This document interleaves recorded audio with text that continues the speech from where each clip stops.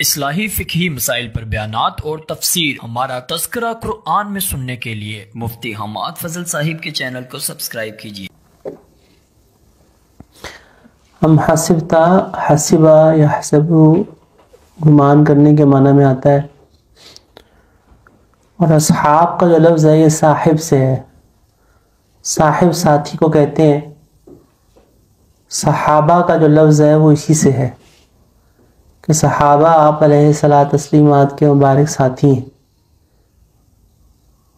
اور صحبت سے ہیں کہ انہوں نے آپ علیہ الصلاۃ تسلیمات کی مبارک مجلس میں صحبت اٹھائی، اور اس لیے ان کو صحابہ کہا جاتا ہے۔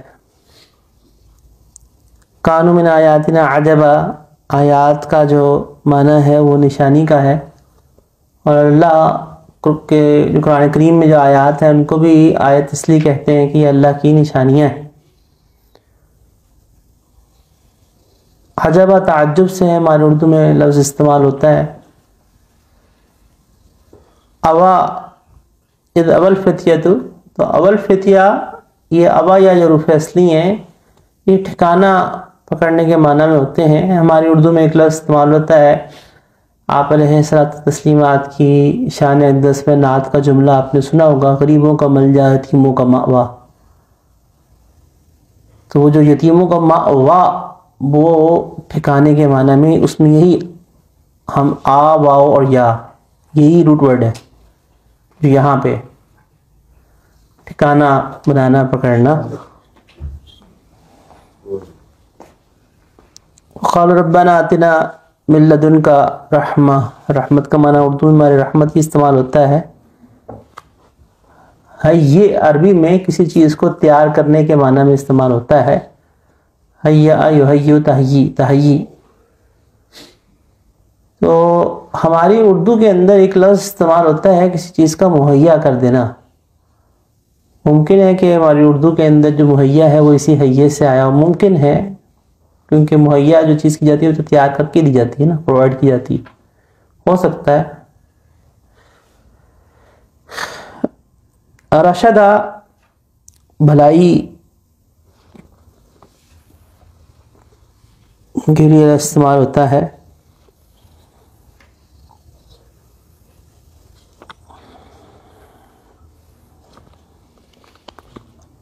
ہم حسبتا کہ آپ نے گمان کر لیا کہ اصحاب کہف اور رقیم بلے،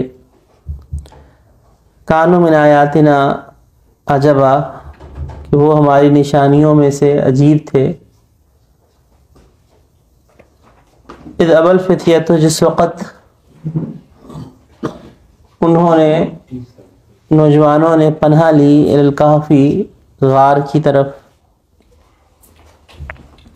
وقالوا ربنا، انہوں نے کہا کہ اے ہمارے رب، آتنا من لدنک رحمہ، کہ اے ہمارے رب آپ دیجئے ہمیں اپنی جانب سے رحمت، وہیئ لنا من امرنا رشدا، اور آپ تیار کر دیں ہمارے کاموں میں درستگی کو، یا ہمارے کاموں میں درستگی کر دیجئے۔ وضربنا علی آذانہم فی الکہف سنین عددا، پھر ہم نے پردہ ڈال دیا ان کے کانوں پر، فی الکہف غار میں، سنین عددا کتنے ہی برس۔ عربی زبان میں ضربہ کا جو لفظ ہوتا ہے یہ مختلف معانی میں استعمال ہوتا ہے۔ ضربہ کا معنی مارنا بھی ہوتا ہے، ضربہ کا معنی زمین پہ پاؤں مار کے چلنا بھی ہوتا ہے، ضربہ کا معنی مثال بیان کرنا بھی ہوتا ہے، اور ضربہ کا معنی جو ہے وہ سفر کرنا بھی ہوتا ہے۔ اور ضربہ کا معنی جب اس کے بعد اگر ادا حرف جر آ جائے تو مطلب کسی چیز کو چسپا کر دینا بھی ہوتا ہے۔ اور ضربہ کا یہی روٹ ورڈ اگر کانوں کے ساتھ استعمال ہو تو مراد کانوں پہ کسی چیز کا چڑھا دینا، کسی چیز کو کانوں کے اوپر بند کر دینا یا پردہ ڈال دینا، یہ معنی ہوتا ہے پھر۔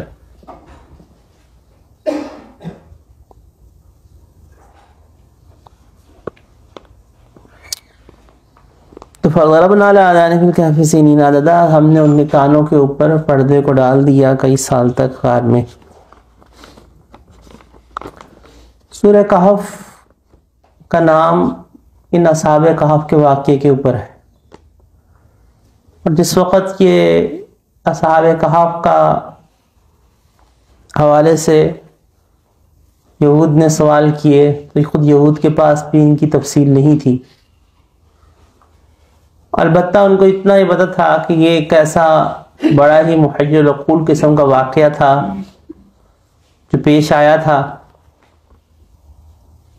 اور اس محیر العقول واقعے کے حوالے سے قرآن کریم اور احادیث مبارکہ کے اندر نہ تو حدیث مبارکہ کے اندر ان اصحاب کہف کے لوگوں کا مقام متعین کیا گیا ہے کہ یہ کس کنٹری سے بلونگ کرتے تھے،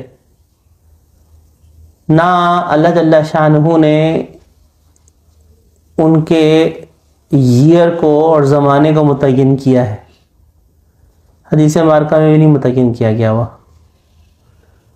ہاں صحابہ کرام رضوان اللہ علیہم اجمعین اور تابعین کے مختلف اقوال ہیں، بعض نے اس کو حضرت موسیٰ علیہ السلام سے بھی پہلے کا واقعہ قرار دیا ہے، اور بعض نے موسیٰ علیہ السلام کے بعد کا، اور ایک قول یہ کہ نہیں عیسیٰ علیہ السلام کے بعد کا واقعہ۔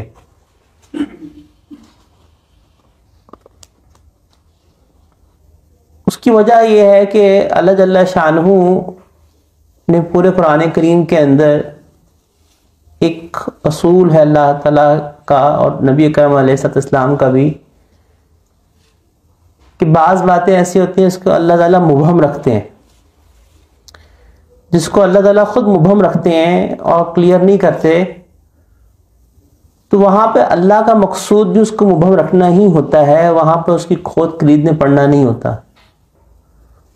اس کی وجہ یہ ہوتی ہے کہ اس سے انسان کے عمل کو کوئی تعلق نہیں ہوتا۔ اس کی سادی سی مثال جیسے اسی واقعے کے اندر اصحاب کہف کی تعداد کی ہے کہ کتنے لوگ تھے،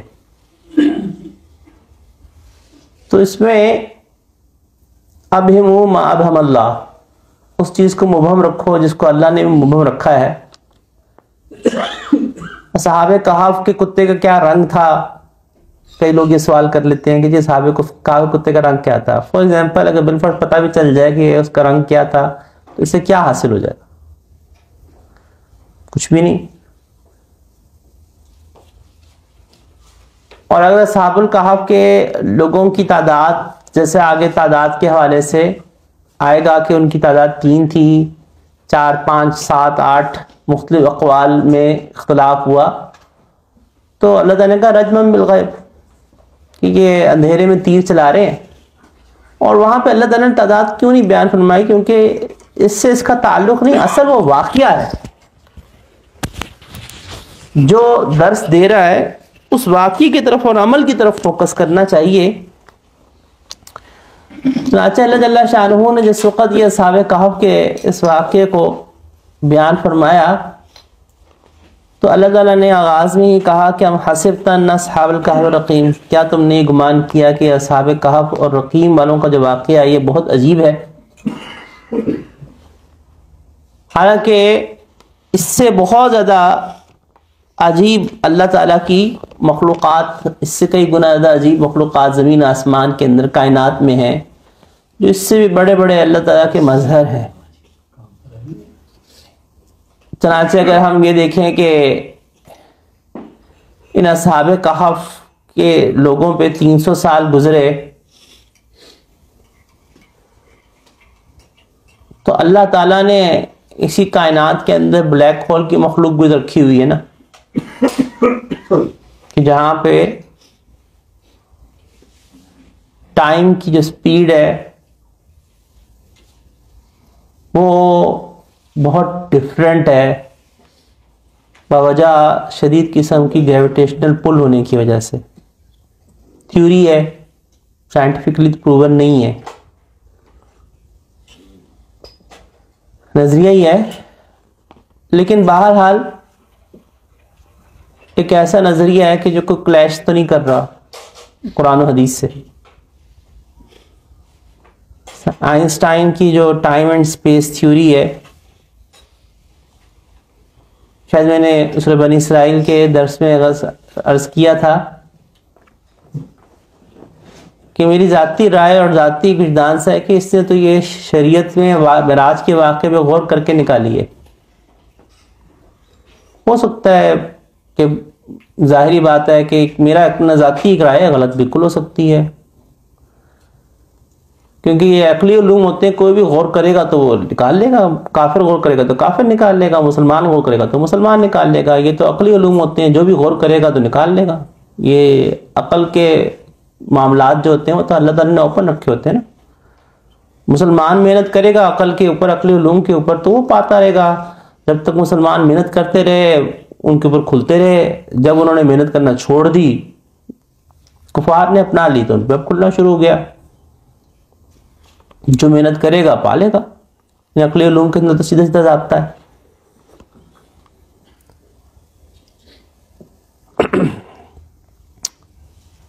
تو کائنات کے اندر اس سے بڑے بڑے مظہر موجود ہیں، اور اس سے بڑے بڑے مخلوقات موجود ہیں، اور اس سے بڑے بڑے عجیب واقعات موجود ہیں. اب اصحاب کہف اور کے ساتھ اللہ نے رقیم کا لفظ استعمال کیا ہے. تو رقیم جو ہے اس کے حوالے سے مختلف اقوال ہیں صحابہ کرام رضوان اللہ اجمعین میں. ایک قول یہ ہے کہ رقیم سے مراد وہ تختی تھی جو ان غار والوں کے بارے میں ڈیٹیل لکھ کر اس غار کے باہر لگا دی گئی تھی. میں نے جیسے شروع میں عرض کیا کہ اصحاب کہف کہ جو لوگ تھے وہ کس علاقے سے بلونگ کرتے تھے حدیث مبارکہ میں متعین نہیں کیا گیا، قرآن میں متعین نہیں کیا گیا. تاریخی روایات ہے، ہسٹری ہے، اور ہسٹری کے اندر مختلف 3 قسم کی جگہیں ملتی ہیں. ایک روم کے اندر، ایک اسپین کے اندر، اور ایک جارڈن میں عمان. جو مشہور سب سے زیادہ ہے وہ عمان کی ہے، کیونکہ تینوں پلیسز کے اندر جو ہڈیاں اور جو غار سے ملی وہ سب اسی طرح کی تھیں جس طرح کے ایک اصحاب کہف کا نقشہ کھینچا گیا ہوا. اس کی وجہ سے لوگوں کا خیال بن گیا. لیکن زیادہ اگر ان قرائن کو دیکھا جائے جو قرآن میں بیان کیے گئے، جیسے سورج کی جو موومنٹ کے حوالے سے ایک نقشہ کھینچا گیا ہے، تو اس میں جو مان والا لوکیشن ہے وہ زیادہ پریفرنس بنتی ہے. اسی لیے زیادہ مشہور بھی زیادہ وہ ہے کہ نہیں وہاں پہ تھے. اور جس بادشاہ کے زمانے میں تھے اس بادشاہ کا تذکرہ دقیانوس یہ اسرائیلیات سے اور تاریخی روایات سے ہے، حدیث میں نہیں ہے فکر. تو تاریخی روایات سے استفادہ تاریخ کے درجے میں تو کیا جا سکتا ہے. یہ دقیانوس جو بادشاہ تھا یہ بہت ظالم اور مشرک بادشاہ تھا. قوم اس کی بھی پوجا کرتی تھی اور بتوں کو بھی پوجا کرتی تھی. یہ اصحاب کہف کٹھے کس طرح سے ہوئے تھے کہ اسی طرح سے ان کا میلہ تھا جس میں مختلف قسم کے مشرکانہ رسومات بھی ادا کی جا رہی تھیں، اور مختلف قسم کے جو شرکیہ افعال تھے اور تھے یہ سب کیے جا رہے تھے. تو قوم کے یہ چند نوجوان لوگ تھے، اور یہ چند نوجوان لوگ پہلے کٹھے نہیں تھے، یہ کٹھے اس گیدرنگ میں ہوئے تھے. اور اس طرح سے ہوئے کہ جب انہوں نے دیکھا کہ یار یہ یہاں پہ بتوں کو پوج رہے ہیں، بادشاہوں کی عبادت کر رہے ہیں، تو جیسے دل میں توحید تھی، تو پہلے ایک اس مجمع سے نکل کے کنارے پہ گیا، پھر دوسرا مجمع سے نکل کے کنارے پہ گیا، پھر تیسرا آیا، پھر مزید آتے چلے گئے.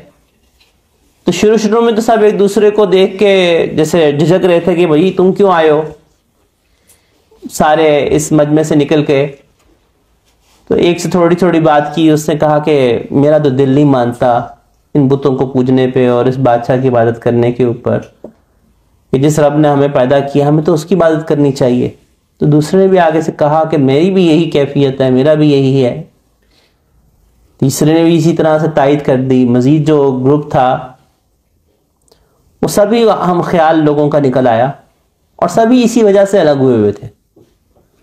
اب جب سب اس وجہ سے الگ ہوئے تھے تو پھر اب انہوں نے سوچا کہ اب ہم کیا کریں, ہم تو قوم سے الگ ہو گئے. اور جب قوم کے لوگوں نے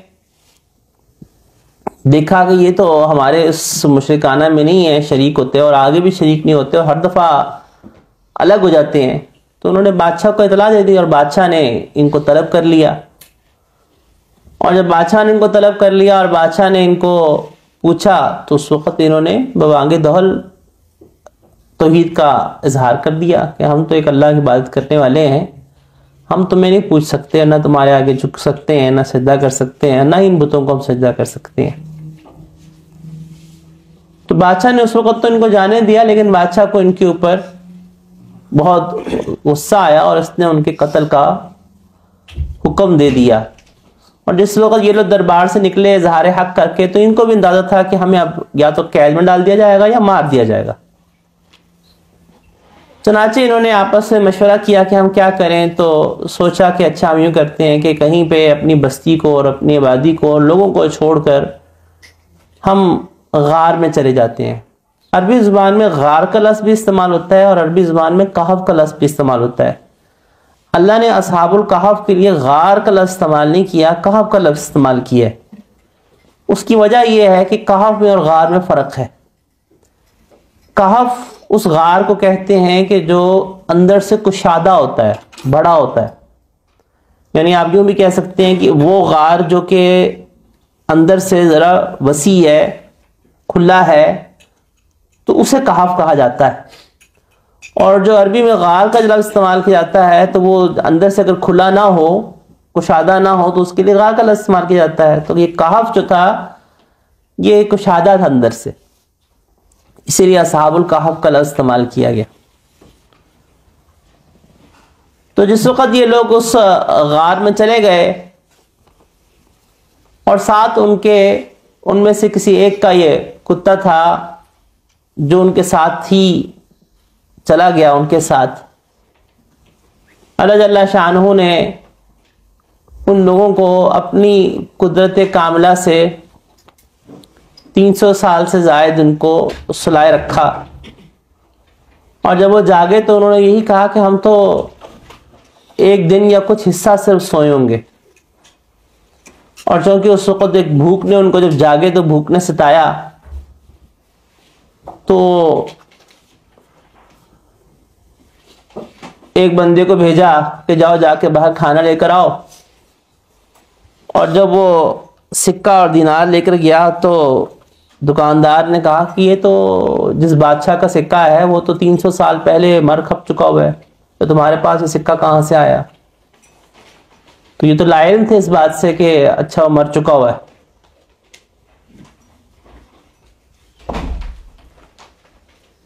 اور جس بادشاہ کے زمانے کے اندر یہ دوبارہ بیدار ہوئے وہ بادشاہ عیسیٰ علیہ السلام کا ماننے والا تھا اور توحید پر, یعنی مسلمان بادشاہ تھا اس زمانے کے نبی کی تعلیمات کے مطابق. اور وہ بادشاہ تو ایمان لانے والا تھا, مگر اس کی قوم کے اکثر لوگ ایمان لانے والے نہیں تھے.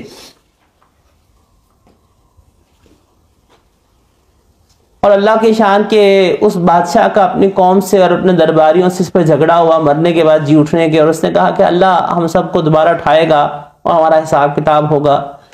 تو اس کے درباریوں نے کہا کہ یہ کیسے ہو سکتا ہے؟ اللہ کے ہاں ہر کام کا ایک وقت ہوتا ہے مقرر, اس وقت پہ وہ کام ہوتا ہے. جس وقت یہ اصحاب کہف کے لوگ بازار میں آئے اور انہوں نے وہ سکہ پیش کیا اور یہ بات پھیلی کہ یہ تو 300 سال پہلے کے لوگ آ گئے ہیں, تو لوگ انہیں بادشاہ تک بات پہنچائی اور بادشاہ نے ان کو بلا لیا اور بادشاہ نے کہا کہ تمہارا کیا واقعہ ہے؟ تو انہوں نے ساری بات بتائی کہ ہم تو اس طرح سے ظلم سے بچنے کے لیے غار میں چلے گئے تھے، ہمیں نہیں پتا کہ 300 سال بھی گزر گئے۔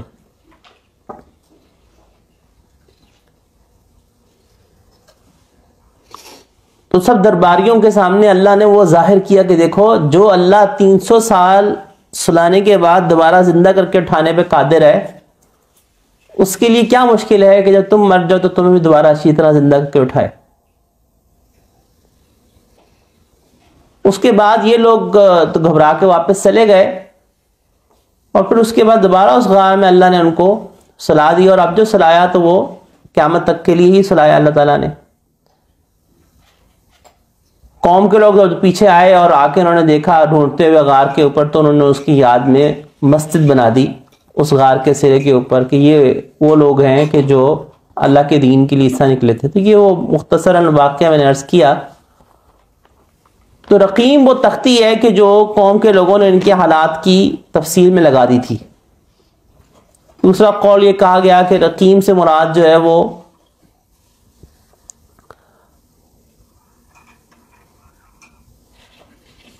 ان کی وہ بستی کا نام رقیم ہے جس سے وہ تعلق رکھتے تھے۔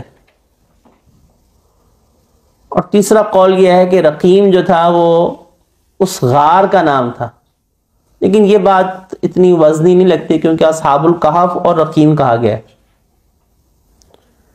اسی لیے ترجمہ کرنے والوں نے مختلف لوگوں نے مختلف ترجمے کے اندر مختلف قول کے لحاظ ترجمہ کیا ہے۔ بعض ترجمہ کرنے والوں نے رقیم کا ترجمہ رقیم ہی کر دیا، بعض نے جیسے بھی آپ اپنے سامنے بھی دیکھ رہے ہیں کہ شاہ رفیع الدین رحمۃ اللہ علیہ، یہ جو آپ لوگوں کے سامنے ترجمہ ہے یہ وہ ترجمہ ہے کہ یہ جو لفظی ترجمہ لکھا ہوا ہے یہ شاہ رفیع الدین رحمۃ اللہ علیہ کا ہے۔ شاہ ولی اللہ رحمۃ اللہ علیہ کے بیٹے تھے شاہ رفیع الدین، یہ لفظی ترجمہ ان کا ہے۔ اور نیچے جو با محاورہ ترجمہ آ رہا ہے یہ مولانا فتح محمد جلندری کا ہے۔ یہ دونوں وہ تراجم ایسے ہیں کہ اس پہ کسی مسلک کا کوئی اعتراض نہیں، یہ بھی انہی تراجم میں سے شمار ہوتے ہیں کہ جس کے اوپر ہمارے ہندوستان، بنگلہ دیش، پاکستان کسی کو ان تراجم پہ اعتراض نہیں ہے، کیونکہ شاہ رفیع الدین تو پہلے کے گزرے ہیں، شاہ ولی اللہ کے بیٹے تھے۔ اس وقت تو نہ دارالعلوم دیوبند بنا تھا، نہ بریلی کے اندر کوئی معاملہ ہوا تھا، نہ ہی اہل حدیث مکتبہ فکر آیا تھا، کوئی بھی نہیں آیا تھا۔ تو اس وقت کا ترجمہ ہے۔ تو شاہ رفیع الدین رحمۃ اللہ علیہ کے اس ترجمے کے اندر رقیم کو کھو اختیار کیا ہوا ہے، اسی غار کے لحاظ سے انہوں نے اس قول کو لیا۔ اور مولانا فتح محمد جلندری جو ہے ان کے قول کے اندر وہ لوح والا تختی والا ترجمے کو لیا ہوا ہے۔ میں نے عرض کیا نا کہ مختلف اقوال کی وجہ سے مختلف مترجمین مختلف ترجمے کو لے لیتے ہیں، اور بعض رقیم کو رقیم ہی کر دیتے ہیں کیونکہ اس میں مختلف اقوال۔ جس وقت انہوں نے پناہ لی تو اللہ نے یہاں پہ فتیہ کا لفظ ذکر کیا کیونکہ نوجوان تھے، اور جب پناہ لی تو پھر اللہ سے دعا مانگی کہ اے ہمارے رب آتنا من لدنک رحمہ، کہ ہمیں اپنی جانب سے رحمت عطا فرمائی دے دیجئے اور ہمارے کاموں میں درستگی عطا کر دیجئے۔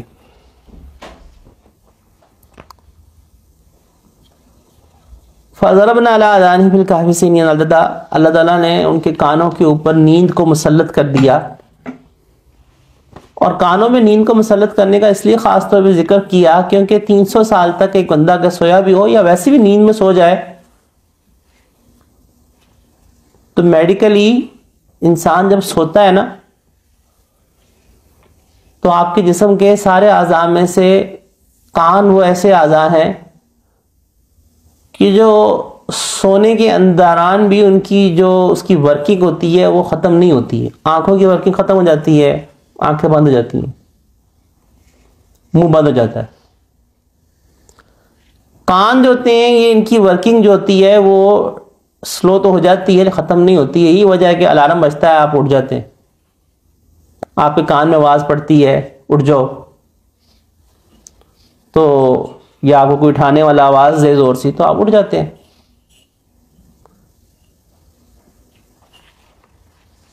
تو اللہ تعالیٰ نے ان کے کانوں کے اوپر جو پردہ ڈالا وہ کیوں ڈالا؟ کہ یہ ان آوازوں سے بے نیاز ہو جائیں جو سراؤنڈنگز کی، کسی درندے کی آواز آ رہی ہے، کسی جانور کی آواز آ رہی ہے، کسی کی بھی آواز آ رہی ہے، وہ ان سے بالکل کٹ آف کرنے کے لیے ان کے کانوں پہ اللہ نے اس پردے کو ڈال دیا کہ وہ آوازوں کو نہیں سن سکتے تھے. اس کی وجہ سے پھر وہ نہیں جاگے.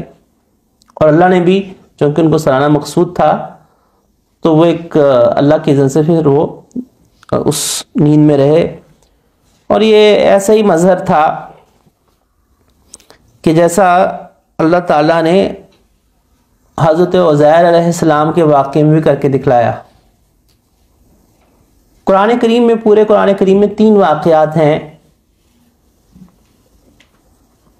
کہ جن کے اندر ہماری آج کی ماڈرن ٹرم کے اندر ہم یہ کہہ سکتے ہیں کہ ٹائم ٹریول ہے. ٹائم ٹریول کا مطلب کہ آپ تھوڑی دیر کے لیے سوچیں نا، آج ہمارے پاس بالفرض کوئی ایسا بندہ آ جائے اور وہ کہے کہ نا میں تو 300 سال پہلے کا بندہ ہوں، اور ہم اس کو جج بھی کر لیں اور واقعی کنفرم بھی کر دیں کہ ہاں یہ واقعی اس کے پاس کسی طرح سے بھی کنفرم ہو جائے کہ ہاں یہ واقعی اس زمانے کا نہیں، 300 سال پرانے کا. ہم کیا کہیں گے اس کو؟ یہی کہیں گے نا کہ بھئی یہ ٹائم ٹریول کر کے آ گیا.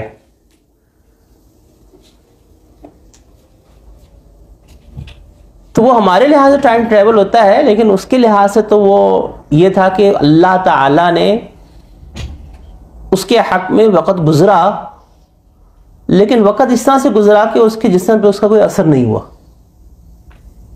اس کے جسم کے اوپر کسی قسم کے اثرات اس وقت کے نہیں ہوئے. حتیٰ کہ اس بیچارے کو، یعنی ان اصحاب کہف کے جو لوگ تھے، ان کو جو وہ صبح کے وقت میں گئے تھے، جو کھانا وغیرہ کھایا ہوا تھا، وہ تک انرجی ان کی اسی طرح پرزرو تھی. اور جب وہ اٹھے تو پھر ان کو بھوک محسوس ہوئی کہ اچھا جا کے اب کچھ کھا لیتے ہیں.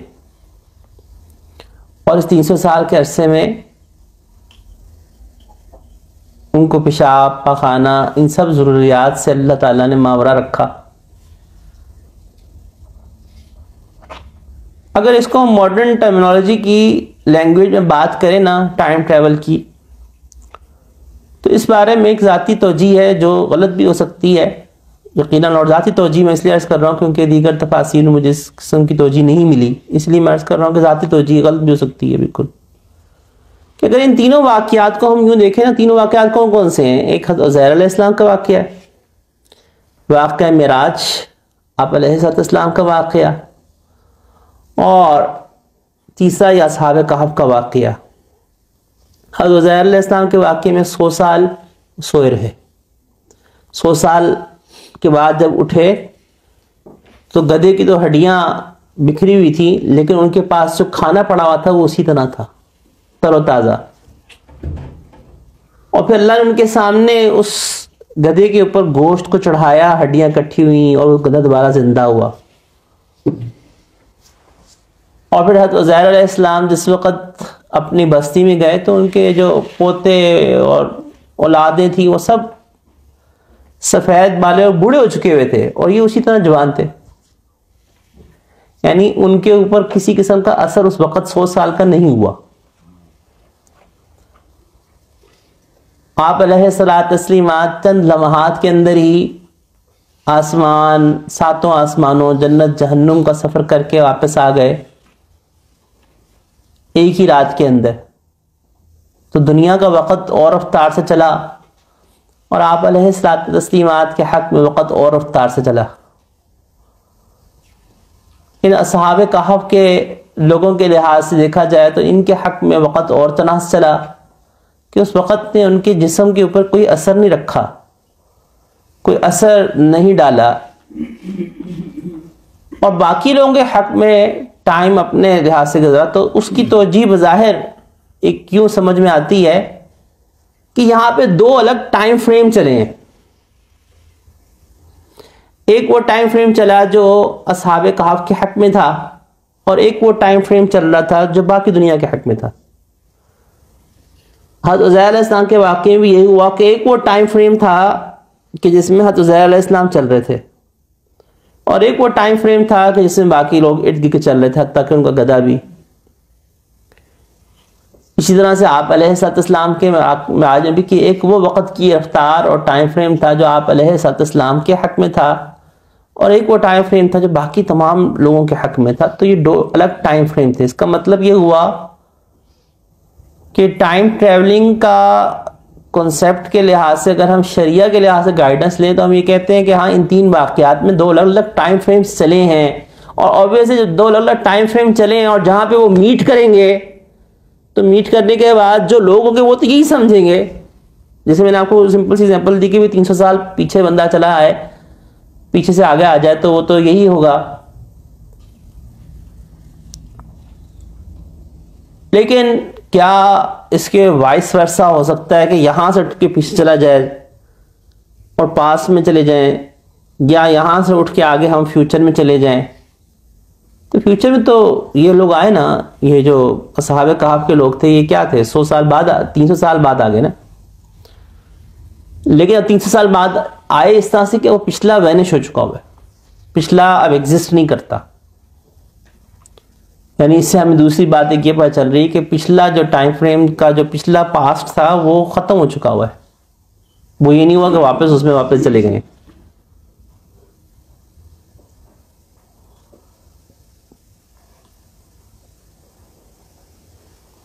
اس لیے بظاہر لگتا نہیں کہ کبھی کوئی ایسا ہو سکے،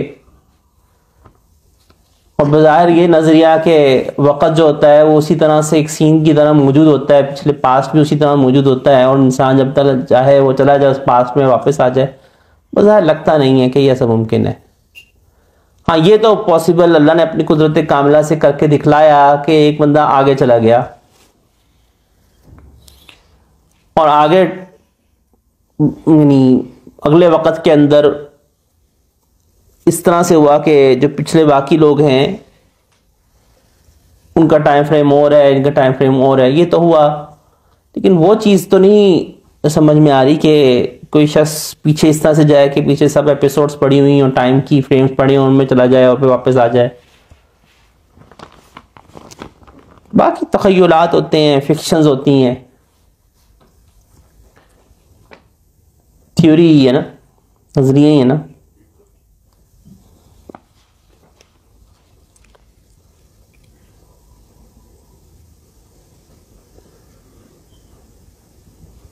تو اللہ تعالیٰ نے ان کے کانوں کے اوپر یہ پردوں کو رکھا. نکات کو ذرا ان 3 آیات میں دیکھتے ہیں ہم، ان 3 آیات میں کیا کیا نکات ہیں.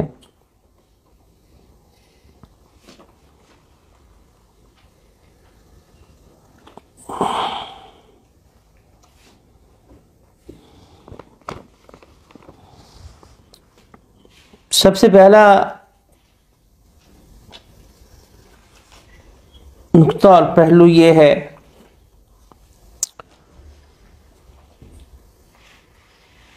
کہ اللہ تعالیٰ نے ارشاد فرمایا کیا تم نے یہ گمان کیا کہ اصحاب کہف اور رقیم ہمارے عجیب نشانیوں میں سے ہیں. نقطہ اور پہلو یہ ہے کہ بہت ساری باتیں انسان گمان کر لیتا ہے جن کی حقیقت نہیں ہوتی، یا انسان گمان کر کے کچھ اور اس چیز کو سمجھ لیتا ہے جبکہ اس کی ریالٹی اس کے مقابلے میں کچھ اور ہوتی ہے.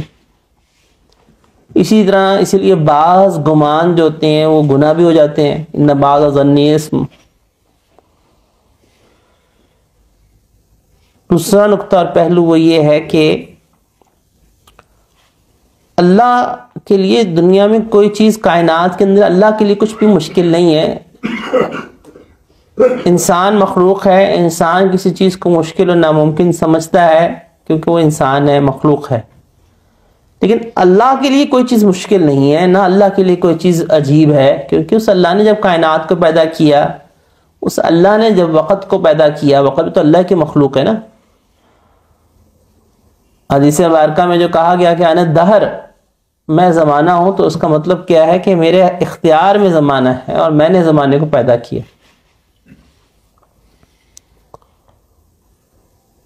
تو زمانہ بھی تو اللہ کی مخلوق ہی ہے نا، وقت بھی تو اللہ کی مخلوق ہے. اس وقت کو اللہ تعالیٰ نے تھمانا چاہا، معراج کے اندر تھما دیا. اللہ کی مخلوق ہے، اللہ کے تابع.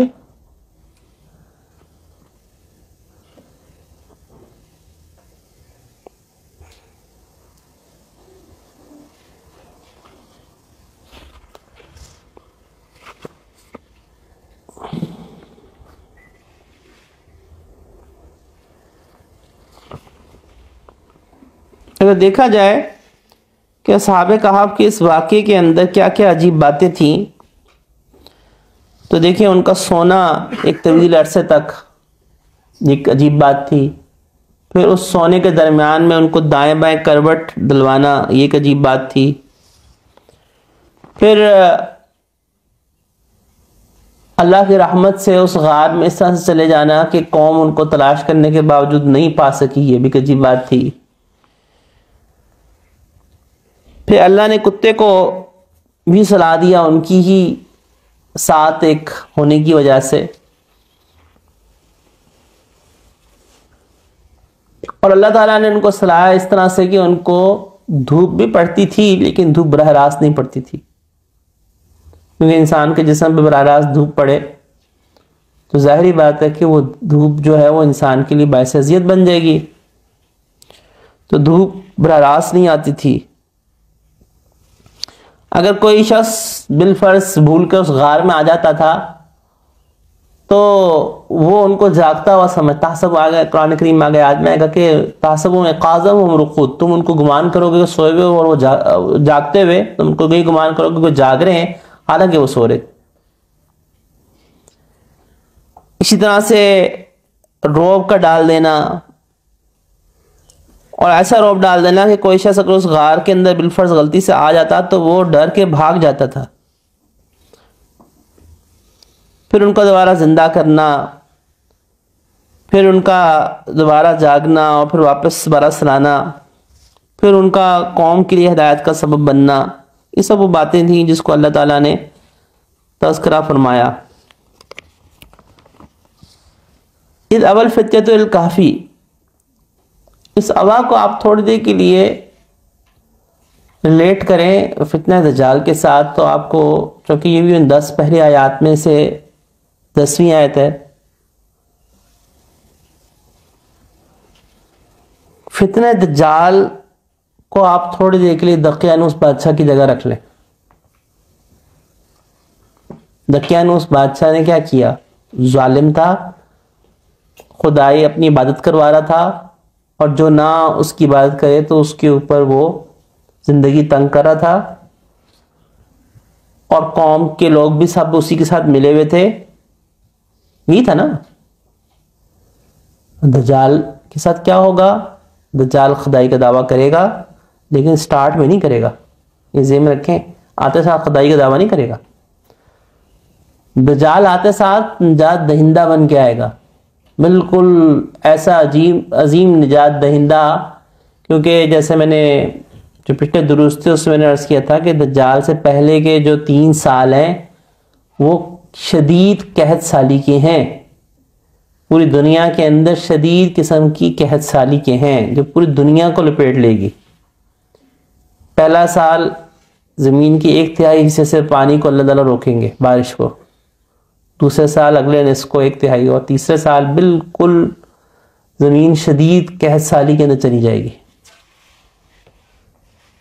تو جب زمین شدید قحط سالی کے اندر چلی جائے گی، اب یہ بات تو حدیث میں آ گئی، یعنی 3 سال بارش کا رکنا، اور ظاہر بات ہے بارش کا رکنا ہے وہ اس سے کیا ہوگا؟ آپ کی ساری ایگریکلچر ڈسٹرب ہو جائے گی بری طرح سے، اور غلہ اور خوراک بہت مہنگی ہو جائے گی، اور اس کے ساتھ ساتھ اس وقت جنگیں جو چل رہی ہوں گی وہ رہی سے ہی کسر نکال دیں گی. ایسی صورت میں ایک شخص آتا ہے نجات دہندہ بن کر، اور اس کے آتے ساتھ ہی جہاں جہاں وہ جاتا ہے وہاں بارش ہونا شروع ہو جاتی ہے. آپ کا کیا خیال ہے کہ لوگ کیا کریں گے؟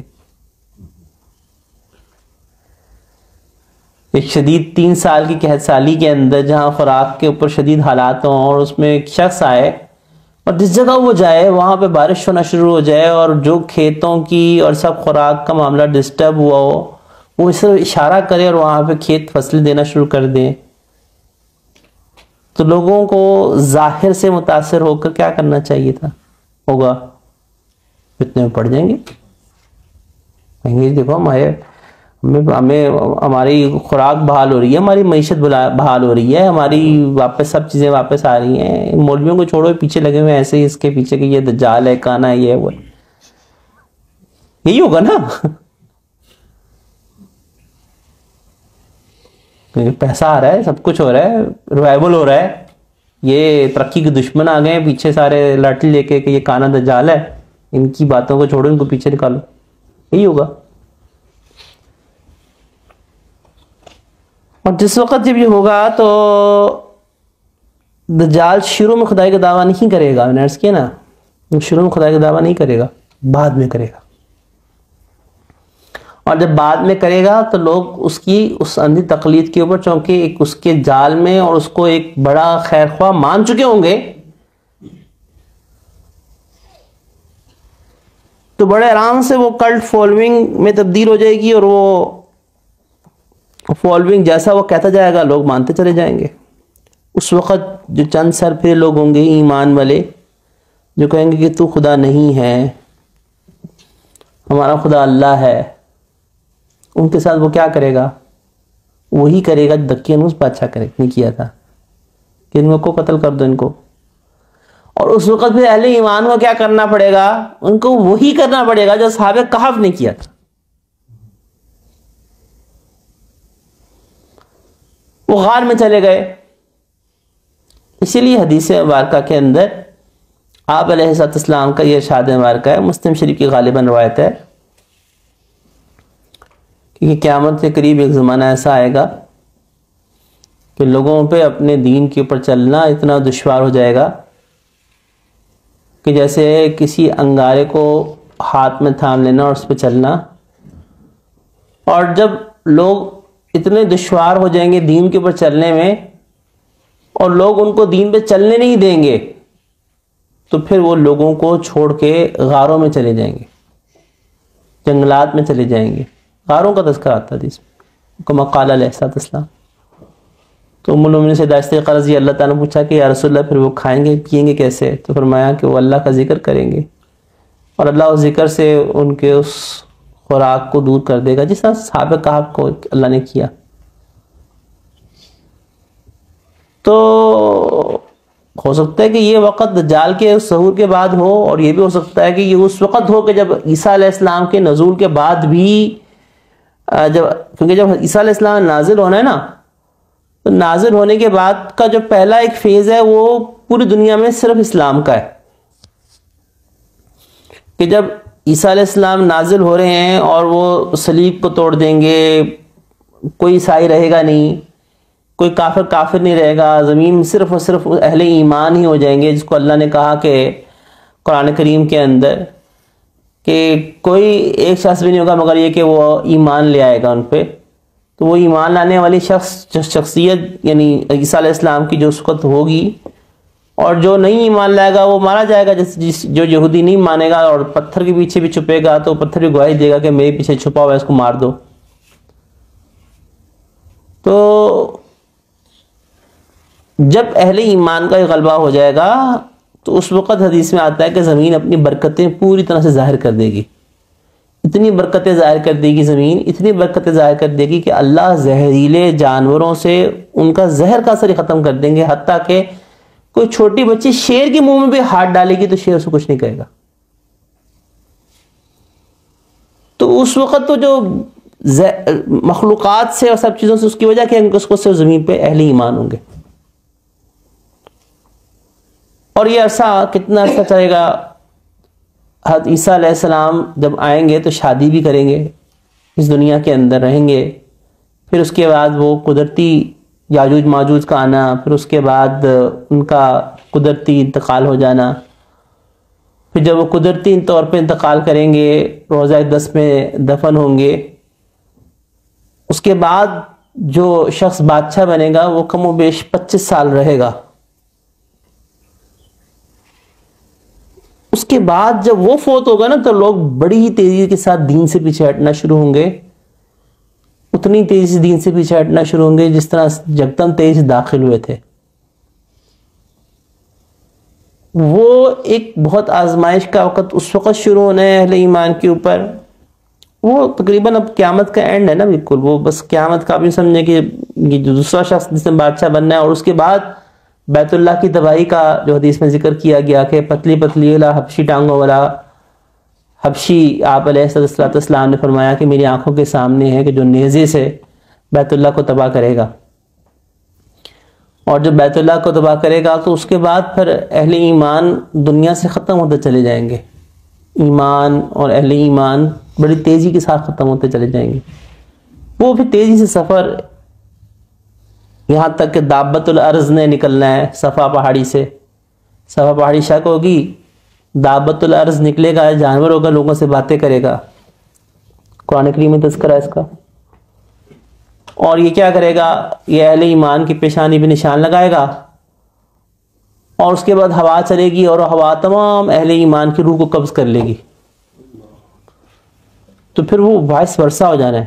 حضرت عیسیٰ علیہ السلام کے وقت میں صرف اہل ایمان، دعوت الارض کے بعد وائس ورثہ، صرف جب ہوا چلے گی اور اہل ایمان کی روح کو خوش کر لے گی صرف کافر رہ جائیں گے.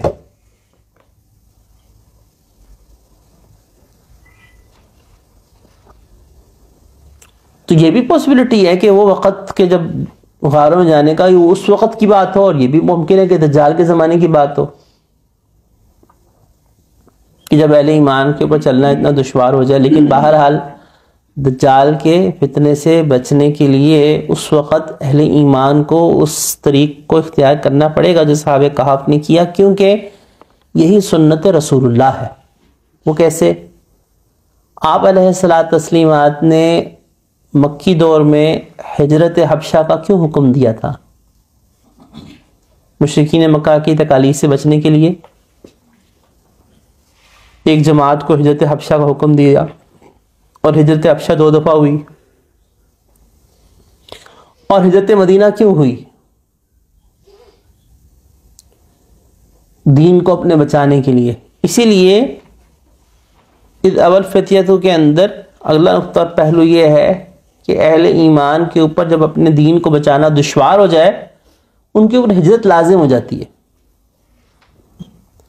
کسی ایسے علاقے میں، کسی ایسے ملک میں جہاں پہ ان کے اوپر اپنے دین پہ عمل کرنا دشوار ہو جائے، عمل نہ کرنے دیا جا رہا ہو، تو وہاں پہ اہل ایمان کو وہاں سے نکل جانا ان پر لازم ہو جاتا ہے کہ اپنے دین کو بچائیں اور نکل جائیں وہاں سے. ایسا ملک، کفار کے ایسے ملک جو اسلام کے شعائر پہ عمل نہیں کرنے دیتے، وہاں اہل ایمان کے اوپر وہاں رہنا درست نہیں ہے. مثلا فرانس ایک ایسا ملک جو سکرینز لگا کر آپ علیہ السلام کی گستاخی کر رہا ہے، ایک ایسا ملک کہ جس میں سر عام سکرینز لگا کر نعوذ باللہ مسلمانوں کو بھڑکانے کے لیے اور برانگیختہ کرنے کے لیے اعلانیہ استہزاء کیا جا رہا ہے، جہاں پردے کے اوپر جرمانہ عائد ہے، وہاں سے اہل ایمان کو نہیں رہنا چاہیے. اگر رہتے ہیں تو اس کا مطلب کیا ہے؟ آپ اپنے دین پہ کمپرومائز کر رہے ہیں. اور یاد رکھیں کہ جو ابھی کی نسل ہے وہ تو پھر کمپرومائز کر دے گی، جو آگے کی نسلیں ہوں گی وہ کیا کریں گی؟ ان کا دین سے رابطہ اور رشتہ تو بہت کمزور ہوگا، اور اس سے جو آگے والی نسلیں ہیں وہ تو بہت بڑی تعداد دین سے نکل جائے گی. اسی لیے آپ علیہ السلام کا یہ ارشاد ہے کہ وہ شخص جو مشرکین کے ملک میں رہتا ہے، فرمایا میں اسے بری ذمہ ہوں.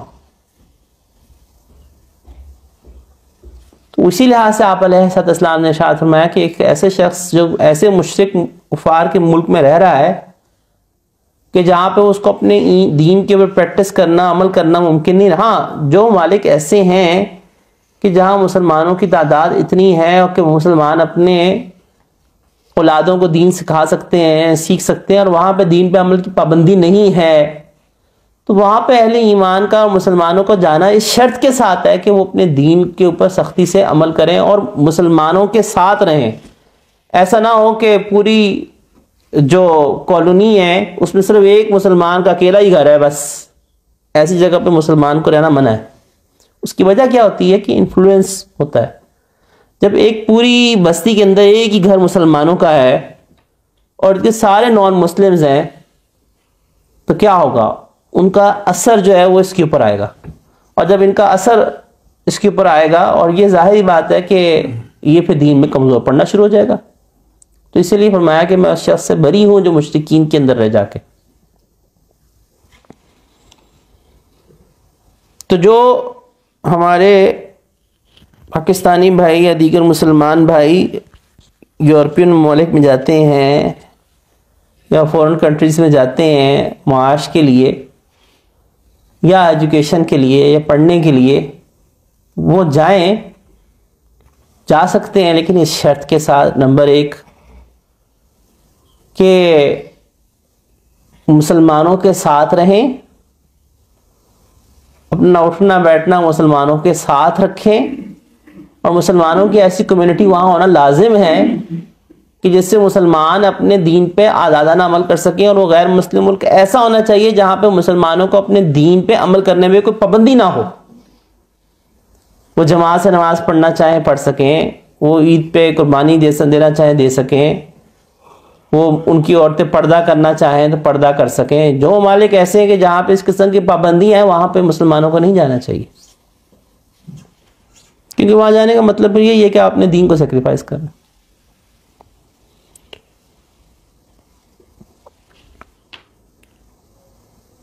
یہ دعوت فتیہ تو اس آیت کے اندر، یہ جو آیت نمبر 10 ہے، اس میں بے تحاشا نکات ہے، بے تحاشا بہت زیادہ اس میں نکات ہیں، اور خاص طور پہ اگلی میں بھی۔ تو انشاءاللہ بقیہ ابھی میں صرف اوا کے لفظ کو بھی صرف 2 ٹچ کیے نکات، انشاءاللہ بقیہ نکات بھی جو اوا کے لفظ میں وہ انشاءاللہ اگلی مجلس کے اندر عرض کروں گا۔ وآخر دعوانا ان الحمدللہ رب العالمین۔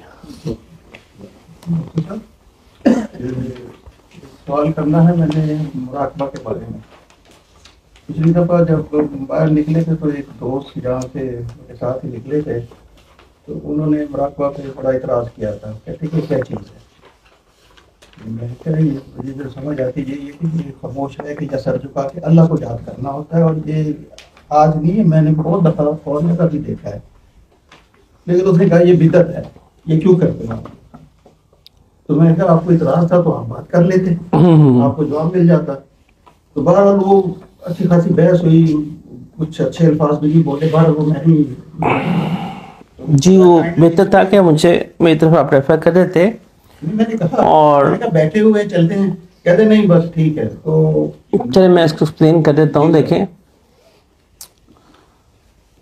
حدیث مبارکہ کے اندر کہتے نہ حدیث میں ہے، نہ صحابہ نے کیا ہے، نہ کسی اور نے۔ جی میں حدیث کی ریفرنس دینے لگوں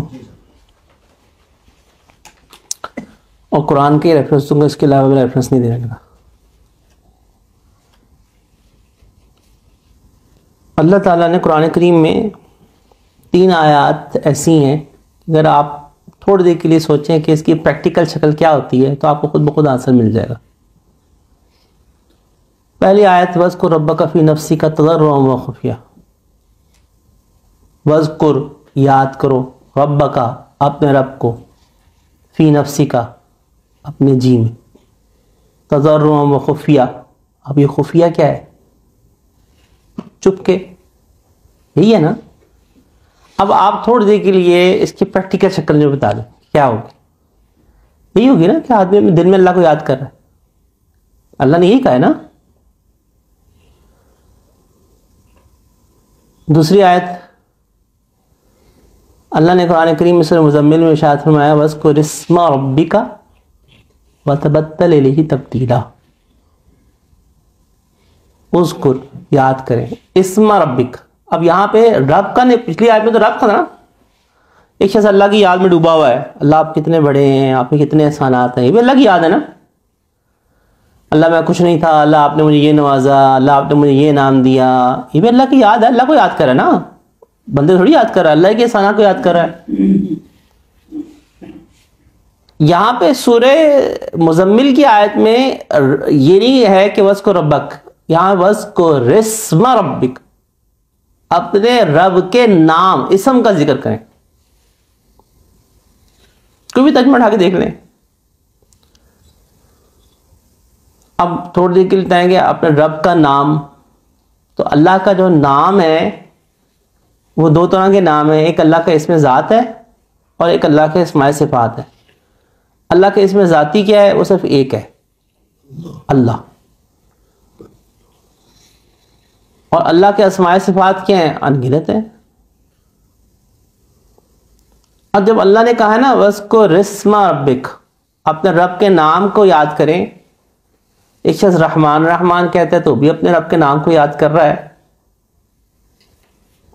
لیکن صفاتی نام اور اس میں ذات کا کوئی مقابل اور کوئی متبادل نہیں ہے. اللہ کے لفظ سے کوئی ٹرانسلیشن نہیں ہے. لفظ اللہ کا کوئی متبادل لفظ ہے ہی نہیں، کسی زمانے میں نہیں. تو اس کی ایک پریکٹیکل شکل پھر کیا ہوگی؟ وَاذْكُرِ اسْمَ رَبِّكَ کی تھوڑی دیر کی سوچیں سے پریکٹیکل شکل کیا ہو سکتی؟ دل میں اللہ کرنا. اور ساتھ اللہ نے کہا وَتَبَتَّلْ الیہ تبتیلا. تبتل کہتے ہیں ہٹ کٹ کے، سب سے ہٹ کٹ کے اسی کی طرف ہو جاؤ. یہ مراقبے میں کیا ہوتے ہیں؟ اپنی آنکھوں کو بند کر کے ہم کیا کر رہے ہوتے ہیں؟ وہ تبتل کو اختیار کرنے کی کوشش کر رہے ہوتے ہیں کہ سب سے ہٹ کٹ کے اللہ آپ کی طرف متوجہ ہو رہے ہیں.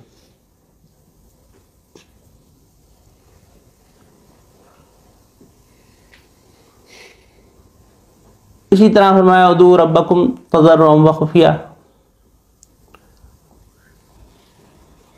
اپنے رب کو پکارو آہستگی کے ساتھ اور عاجزی کے ساتھ.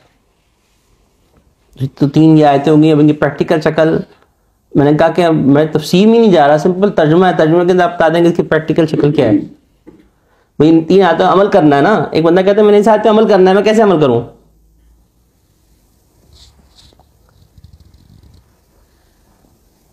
پھر اللہ تعالیٰ نے حدیث میں اگر ہم دیکھیں تو ہمیں 2 طرح کے ذکر کا تذکرہ ملتا ہے. ایک وہ اذکار ہیں جن کو آپ علیہ الصلوۃ والتسلیمات نے اپنی زبان اقدس سے ادا کیا. سبحان اللہ، الحمدللہ، لا الہ الا اللہ، اللہ اکبر، لا حول ولا قوۃ الا باللہ العلی العظیم کے فضائل. یہ وہ اذکار ہیں یا مستون دعائیں ہیں کہ یہ ذکر ایسا ذکر ہے کہ جو زبان سے ادا کیا جا رہا ہے، جس کو آپ علیہ الصلوۃ والتسلیمات نے پڑھ کے ادا کیا اور صحابہ اس کو پڑھا کرتے تھے. یہ ذکر جہری اسے کہتے ہیں کہ ایسا ذکر ہے کہ جو زبان سے جہرن کیا جا رہا ہے. میں اگر سبحان اللہ پڑھ رہا ہوں سب سن رہے ہیں. ایک ذکر ہے ذکر خفی. حدیث مبارکہ میں ام المومنین سیدہ عائشہ صدیقہ رضی اللہ تعالیٰ عنہ کی روایت ہے اور یہ حسن درجے کی روایت ہے. حسن اور صحیح یہ بالکل ایک جیسی ہی ہوتی ہے، ان میں کوئی فرق نہیں ہوتا. 19-20 کا فرق ہوتا ہے، ضعیف نہیں حدیث. کہ ام المومنین سیدہ عائشہ صدیقہ رضی اللہ تعالیٰ عنہ روایت فرماتی ہیں کہ آپ علیہ السلام نے ارشاد فرمایا کہ وہ کہ ذکر خفی 70 درجے زیادہ فضیلت رکھتا ہے. وہ کما قال علیہ السلام. اب یہ جو 70 درجے زیادہ فضیلت رکھتا ہے ذکر خفی، جس کو حدیث میں ذکر خفی کہا گیا، تو خفی کا مطلب چھپا ہوتا ہے. تو ظاہر بات ہے یہ جہری کے بل اگینسٹ ہے نا. اس کا مطلب ہے کہ ایسا ذکر کہ جو زبان سے نہیں ہو رہا، جہرن نہیں ہو رہا، چھپا ہوا ہے، تو وہ ذکر خفی اس کو کہا گیا. اب اس کو ان آیات سے آپ ریلیٹ لیں گے. دل میں اللہ کو یاد کرنا یہ ذکر خفی ہے، دل میں اللہ اللہ کرنا یہ ذکر خفی ہے. اب اس کا نام مراقبہ نہ رکھنا تو کوئی اور رکھ لیں، نہیں رکھنے چلیے مراقبہ نہ رکھے کوئی اور رکھ لیں. نام سے کیا ہوتا ہے، کوئی بھی رکھ لیں.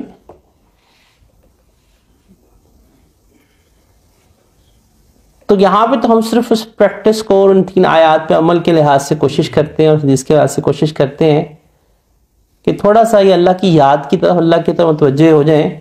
اگرچہ یہ تفسیر بھی سب اللہ کا ایک ذکر ہی ہے اور اللہ ہی کی طرف بات سننے کے لیے بیٹھے ہوئے ہیں، لیکن تھوڑی سی ایک مشق ایسی ہو جائے کہ جس کو سب گھروں میں جا کے ذرا کر سکیں اور سب اپنے گھروں میں جا کر اس اللہ کی یاد کی طرف متوجہ ہوں. کیونکہ یہ اللہ کی یاد جو ہوتی ہے یہ والی، یہ آپ کے سارے اینگلز کو ٹھیک کرنا شروع کر دیتی ہے. کیونکہ جب یہ اللہ کی یاد میں اللہ کا دھیان نصیب ہونا شروع ہوتا ہے نا، تو اس کا سب سے پہلا اظہار نماز کا دھیان میں ہوتا ہے کہ دھیان میں نماز ملنا شروع ہو جاتی ہے.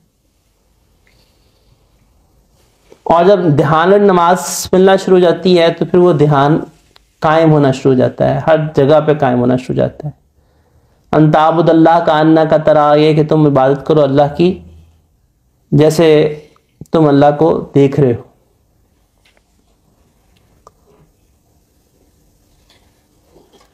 یہ تو ایک ہوگی آیات کے حوالے سے ترجمہ، اس کو ہم نے تشبیہاً مطلب یہی سمجھا کہ اسی طرح سے ہے، لیکن اس کی عملی مثال صحابہ کی زندگی میں کسی صحابہ کے حوالے سے کہ فلاں صحابی ایسے کرتے تھے یا فلاں کا یہ طریقہ تھا؟ دیکھیں صحابہ کرام رضوان اللہ علیہ مجمعین کے حوالے سے جو ذکر کی کثرت اور صحابہ کرام رضوان اللہ علیہ اجمعین کا ایک معاملہ ذہن رکھیں کہ یہ وہ مبارک ہستیاں ہیں کہ جن کو ہمیں اللہ کی یاد کے لیے اللہ کی طرف متوجہ ہونا پڑ رہا ہے، لیکن صحابہ کرام رضوان اللہ علیہ اجمعین تو اللہ کی یاد میں اس قدر آپ علیہ السلام کی مبارک مجلس کی صحبت کی وجہ سے وہ اس طرح سے ڈوبے ہوئے تھے کہ وہ تو نماز پڑھ رہے ہوتے تھے اور اللہ کی یاد میں ہوتے تھے تو تیر بھی لگ رہے ہیں، جیسے کئی صحابہ کے واقعات کے نماز سے مشغول ہیں اور ارد گرد بچے بات کر رہے ہیں اور ان کو خبر بھی نہیں کہ ارد گرد لوگ کون بات کر رہے ہیں، ارد گرد کیا ہو رہا ہے اس کی ان کو خبر بھی نہیں۔ تو ان کو تو آپ علیہ الصلوۃ والتسلیمات کی اس مبارک صحبت کی وجہ سے اور اس مبارک صحبت کے پانے کی وجہ سے، کیونکہ یہ بات ذہن میں رکھیں کہ سارے دنیا کے جو ولی ہیں وہ اکٹھے بھی ہو جائیں تو ایک صحابی کے درجے کو نہیں پہنچ سکتے، تو وہ صحابہ جنہوں نے آپ علیہ السلام کی محض زیارت ہی صرف کر لی اور حالت ایمان میں انتقال ہوا، صرف زیارت کے ساتھ ہی وہ اللہ کے قرب کے سارے مقامات طے کر جاتے تھے، جس کی ضرورت تابعین کو پڑی کہ تابعین نے آپ علیہ السلام کو نہیں دیکھا تھا۔ میرے مکمل طرح بات، لیکن اس کے باوجود کئی صحابہ کرام رضوان اللہ علیہ اجمعین کے سامنے کے بارے میں اس قسم کا تذکرہ کہ وہ مسجد نبوی شریف میں اللہ کے ذکر میں اس طرح سے مشغول ہوئے بیٹھے ہوں کہ دیگر لوگ اس ذکر کو نہ سن رہے ہوں، یہ تذکرہ تو ملتا ہے حدیث مبارکہ میں۔ میں نے وہ عرض کیا کہ ٹرمینالوجیز بعض لوگوں کو ڈسٹرب کر دیتی ہیں اور وہ ٹرمینالوجی کے لحاظ سے یہ تلاش کر رہے ہوتے ہیں کہ یہ ایک حدیث میں کہاں آیا کہ فلاں صحابی نے مراقبہ کیا، یہ لفظ نہیں آئے گا، یہ آئے گا کہ وہ ذکر میں مشغول تھے اس طرح سے کہ ساتھ والا نہیں اس کو سن رہا تھا، جیسے اصحاب صفا۔ جی اصحاب صفا اور بھی مسجد نبوی شریف کے اندر صحابہ کرام رضوان اجمعین کے ایسا ذکر میں مشغول ہونا کہ جس کو دیگر صحابہ نے نہیں سنا اور وہ ذکر میں ہی تھے۔ اسی لیے تو آپ علیہ السلام نے ارشاد فرمایا نا کہ ذکر خفی کا درجہ جو 70 گنا ہے، محدثین نے اس کے تحت لکھا ہوا ہے، حدیث کے تحت اس کی فضیلت 70 گنا اس لیے ہے کیونکہ یہ صرف اللہ اور بندے کے درمیان میں ہوتا ہے۔ مثلا میں آنکھیں بند کر کے اگر میں اللہ کی یاد میں ڈوبا ہوا ہوں، میرے ساتھ والا سمجھیے رہے گا کہ سو رہا ہے، یہی سوچ رہا نا، یہ آنکھیں بند کر کے ٹیک لا کے سو رہا ہے،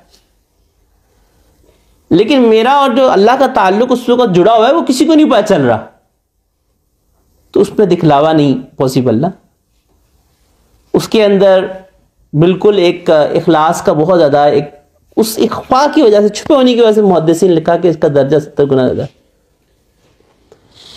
اور ظاہری بات ہے کہ جب ایک امر حدیث مبارکہ میں موجود ہے فضیلت، اور پھر صرف یہ ایک حدیث نہیں اور بھی کئی حدیث مبارکہ سے حضرت ابو درداء رضی اللہ تعالیٰ عنہ کے حوالے سے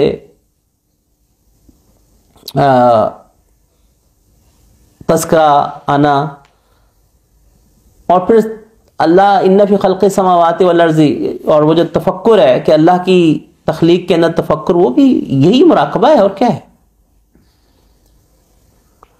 اسی مراقبہ کے اندر ہم یہی انٹیون کر دیتے ہیں کہ اللہ کی ذات کتنی بڑی ہے اور اس نے کیسی کائنات پیدا کیا اور ہماری کیا حقیقت ہے، اور اپنی بے نفسی کو سوچ رہے ہیں اللہ آپ کتنے بڑے ہیں۔ وہ جو تفکر جس کو قرآن کریم میں کہا گیا کہ ان فی خلق السماوات یتفکرون فی خلق اللہ، اللہ کی تخلیق میں تفکر کرتے ہیں، تفکر تو وہ سوچ بچار ہے نا، سوچ ہے، تو جو سوچ ہے وہ سوچ بول کے تو نہیں ہے نا،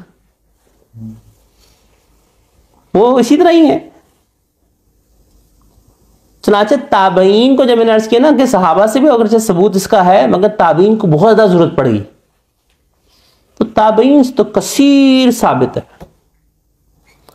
اور تابعین سے تو اتنی کثرت سے یہ ثابت ہے کہ اس کی وجہ سے ہی یہ آگے سب جو چلا معاملہ. اور تابعین کا جو زمانہ ہے وہ خیر القرون ہے، حدیث میں اس کو بہترین زمانوں میں سے ایک زمانہ کہا گیا ہوا ہے. ایک ہمارے اگر تابعین کے زمانے میں ثابت ہوتا ہے اور اس کی کسی نے نکیر نہیں کی اور صحابہ نے بھی اس کو منع نہیں کیا تو وہ خود حجت بن جاتا ہے. ٹرمینالوجیز بعض لوگوں کو ڈسٹرب کرتی ہیں، یونیورس کی نا کہ بعض لوگوں کو ٹرمینالوجی ڈسٹرب کرتی ہے کہ یہ ٹرم کہاں پہ ہے، کیونکہ وہ سمپل سرچ کر رہے ہوں گے اس ٹرم کو لے کے، تو ٹرمینالوجیز میٹر نہیں کرتی. فینومنا ہوتا ہے کہ کیا وہ فینومنا بھی ایگزسٹ نہیں کرتا تھا. اس کی سادی سی مثال جیسے بعض لوگ تصوف کو یہ کہہ دیتے ہیں کہ تصوف جو ہے وہ بدعت ہے، کیونکہ وہ سمپل کیا کر رہے ہیں کہ اسلام 360 ایپ جیسی دیگر جو ایپس ہوتی ہیں ان میں صرف تصوف کا لفظ لکھ کے وہ حدیث کو تلاش کر رہے ہوں گے کہ حدیث میں تو کوئی تصوف نہیں ہے. تو بالکل ٹھیک ہے، ہم نے کب کہا حدیث کے اندر تصوف جس کو ٹرمینالوجی کو اب ہم ٹرمینالوجی بعد میں یوز ہوئی، وہ ٹرمینالوجی کس چیز کے لیے دنیا سے دنیا کے اندر انسان کے دل کے اندر سے رذائل چلے جائیں اور انسان کے اندر باطنی خسائل آ جائیں، اس کے لیے یوز کی گئی. کیا یہ فینومنا ایگزسٹ کرتا تھا؟ یہ فینومنا 100% صحابہ کے زمانے میں، تابعین کے زمانے میں، تبع تابعین کے زمانے کے اندر. اور اللہ نے قرآن کریم میں کہا واضح و ظاہر سے باطنا ظاہری گناہ بھی چھوڑ دو اور باطنی گناہ بھی چھوڑ دو. جو باطنی گناہ چھوڑنے ہیں وہ کیسے چھوٹیں گے؟ اسی کے نام سے تصوف. اور کیا ہے وہ تو ہم لوگوں نے یہ جو ڈبہ قسم کی جو پیر تھے انہوں نے تصوف بنا لیا، ڈھول ڈمکے کو، دھمال ڈالنے کو، حال چڑھنے کو، اور قبروں پہ جو شرک ہو رہا ہے، جو بدعات ہو رہی ہیں، جو نظر و نیاز دی جا رہی ہے، وہ اس کو انہوں نے اسپریچولیٹی بنا کے پیش کر دیا اور اس کو انہوں نے تصوف بنا کے اس کو بدنام کر دیا. ورنہ اصل چیز کیا تھی؟ وہ تو یہ تھی کہ بھئی دل سے دنیا کی محبت چل جائے، تکبر ٹھیک ہو جائے، حسد ٹھیک ہو جائے، بغض ٹھیک ہو جائے. یہ ہے نا باطنی گناہ ٹھیک ہو جائے، اسی کا نام تصوف. اور کیا ہے؟ آج تصوف نہ رکھیں آپ، اس کا نام کوئی XYZ کوئی اور نام رکھ لیں، اٹ ڈزنٹ میٹر. آپ مراقبہ اس کا نام نہ رکھیں، آپ کوئی اور نام رکھ لیں. آپ وہ انگلش میں میڈیٹیشن کہتے ہیں، آپ اس کو ذکر خفی کہہ لیں، آپ کوئی بھی ٹرمینالوجی سے میٹر نہیں کرتی. فینومنا میٹر کرتا ہے، اور جب فینومنا کا ثبوت آیت سے ہو گیا، فینومنا کا ثبوت حدیث سے ہو گیا، اتنا کافی. چلیے مراقبہ کر لیں تھوڑی دیر کے لیے.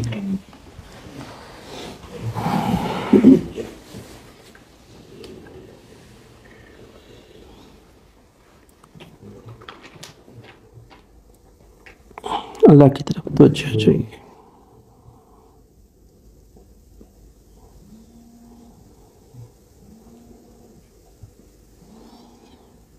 اللہ کی رحمت رہی ہے، دل میں آ رہی ہے، دل کہہ رہا ہے اللہ.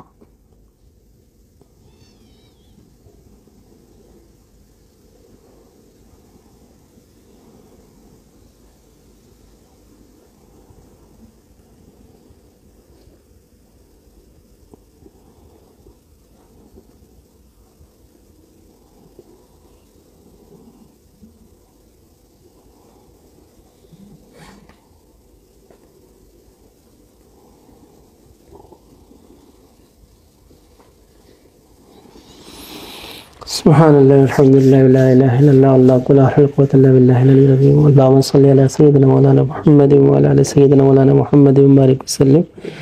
یا ارحم الراحمین یا ارحم الراحمین یا ارحم الراحمین. یا اللہ ہم ظاہر میں تیرے بندے ہیں، حقیقت میں اللہ گناہوں سے چھڑے ہوئے ہیں. اللہ ہمارے ظاہر کو بھی صاف فرما دیجئے، باطن کو بھی صاف فرما دیجئے. اللہ ہمارے باطن کے اندر اللہ اپنے ذکر کے نور کو جاری فرما، اللہ اپنے قرآن کے نور کو جاری فرما. یا ارحم الراحمین یا ارحم الراحمین. یا اللہ اپنے قرب کی منازل اللہ عطا فرما. اللہ جتنے بھی لوگ یہاں آئے ہوئے ہیں، جو دور بیٹھے سن رہے ہیں، اللہ سب کو اپنے مقربین بندے اور بندیوں میں شامل فرما. یا ارحم الراحمین یا ارحم الراحمین. اپنی یاد کو اللہ ہمارے انگ انگ میں جاری فرما. یا ارحم الراحمین یا ارحم الراحمین۔ یا اللہ ہدایت ملنے کے بعد گمراہی سے بچا، اللہ عزت ملنے کے بعد ذلت سے بچا، یا ارحم الراحمین ہم میں سے ہر ایک کا خاتمہ بالایمان فرما۔ وصلی اللہ تعالی علی خیر خلقہ سیدنا مولانا محمد وعلی آلہ وصحبہ اجمعین۔